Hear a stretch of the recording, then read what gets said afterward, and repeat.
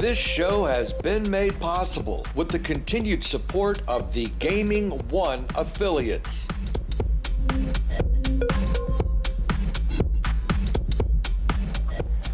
Hello friends, Jay Todd back after a week off for the Thanksgiving holiday, and judging by the headlines making news, things have really progressed nicely in my absence.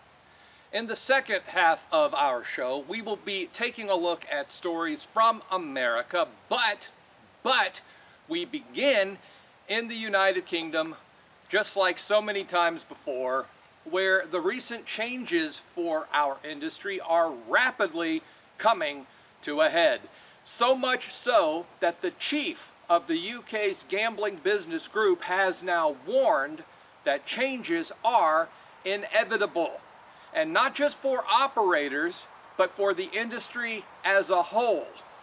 Peter Hannibal says a review of the Gambling Act will happen, a not so bold prediction given the upcoming elections and given the release of manifestos by the various political parties. Perhaps it's just me, but when I hear the word manifesto, I can't help but think of Karl Marx's Communist Manifesto, or even Kaczynski's Unabomber Manifesto.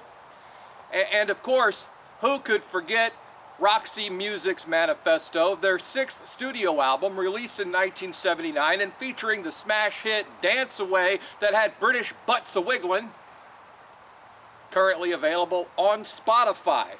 However, the manifesto I'm talking about today comes from the UK's Labour Party, who, in agreement with the Liberal Democrats, are proposing major changes for the gambling industry in Britain, including levies to help with addiction, curtailing gaming adverts, and a redo of the Gambling Act that will, quote, fit with the digital age.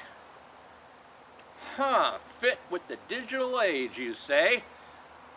I don't know what age we were living in when the original Gambling Act was published in 2005, but hey, maybe I need a history lesson. And while UK politicians wet finger the air to determine who they should be pandering to, a pub in London was having its gambling license stripped. The Redbridge Council removed machines from the George pub after they failed repeatedly to stop kids from playing on them. You guys may recall that it was just in October that we discussed this very topic on this very show as the Gambling Commission warned pubs about this very thing.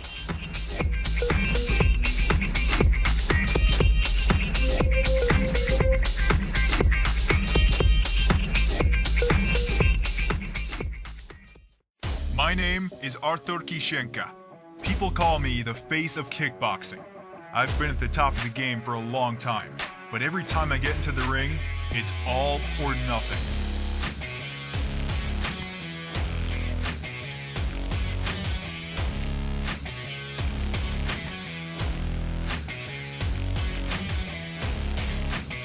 The winner will win any battle. Win with Melbet.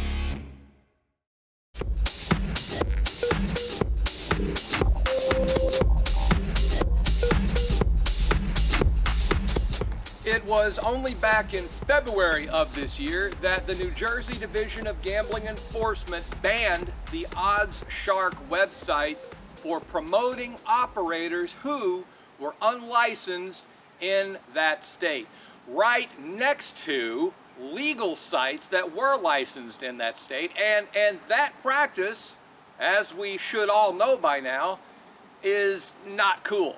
It's a no-no. And the site was banned as a warning to affiliates for the future.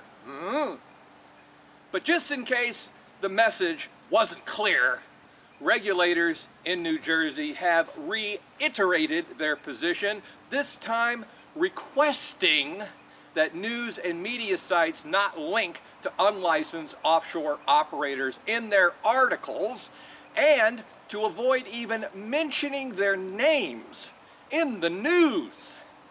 This somewhat Orwellian position goes on to say that if one of these sites must be mentioned in a news story, then there should be a warning included in big red letters that says the site is not licensed in New Jersey and has caused cancer in laboratory rats. Well, I added the last part, but you get the idea. And as jurisdictions begin to tighten the reins on operators, it seems operators will in turn tighten the reins on affiliates. William Hill has now warned their webmasters that if they are found promoting unregulated properties targeting U.S. traffic, their accounts will be terminated. And hey, do you really want to give those guys another way to steal your players? And even though it's probably not related, wink wink, there was an article I saw just before I came out to film this where the New Jersey Division of Gaming Enforcement slapped William Hill with a penalty for self-exclusion failures. 16 of them, in fact, and fined them over $26,000 US dollars.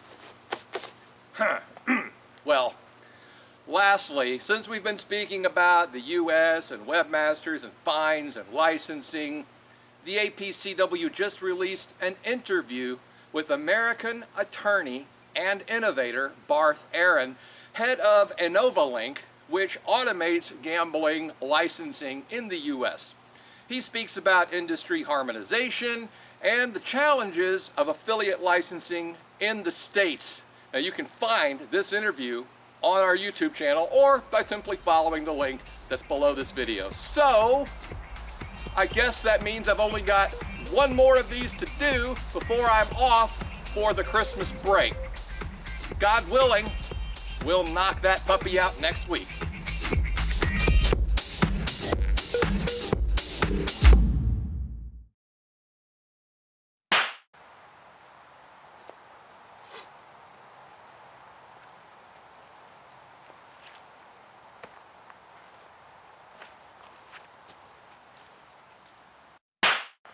Hello friends, J. Todd back after the week I had off for. Let's do that again. We begin in the United Kingdom, as we have so many times before, where, yeah,